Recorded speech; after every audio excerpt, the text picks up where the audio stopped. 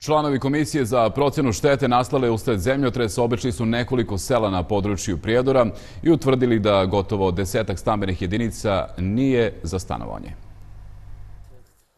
Boško Stojančić, predsjednik Komisije za procjenu štete, izjavio da je komisija na području Prijedora do sada obišla 170 objekata, od čega je većina njih u seoskim sredinama pretrpjela veća oštećenja. Tokom obilaska terena utvrđeno je da u selu Marini nekoliko objekata gotovo nije za stanovanje.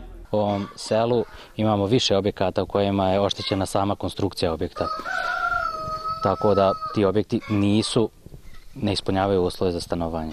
Stojančić je dodao da je prerano govoriti o broju objekata za rušenje i o naknadi šteta, sve dok se ne izvrši kompletna procjena nastalih oštećenja, čiji će izvještaj komisija dostaviti nadležnim organima na dalji postupak. U selu Marini, koje je oko 20 km udaljeno vazdušnom linijom od Kostajnice, bilježe se 100% oštećenja, a jedan od mještana ovog sela, Milan Karlica, kaže da ni sam ne zna kako je preživio prošlogodišnji potres, kojeg poredi sa Banjalučkim koji se desio davne 1969. godine. Ono što sam doživio tada ostaje i dan danas u sjećanju i ostaće godina dok sam živ. Stvarno je to strašno bilo.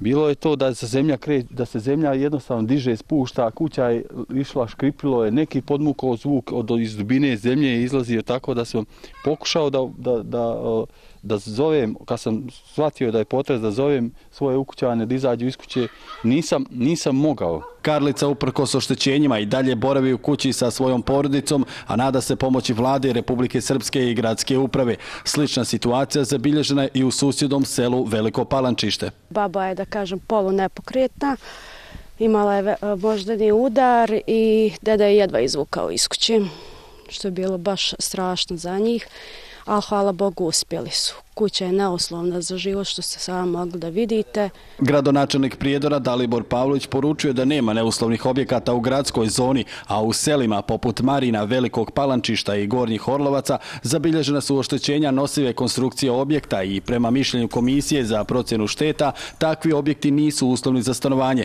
Konačnu odluku donijeće građevinska inspekcija.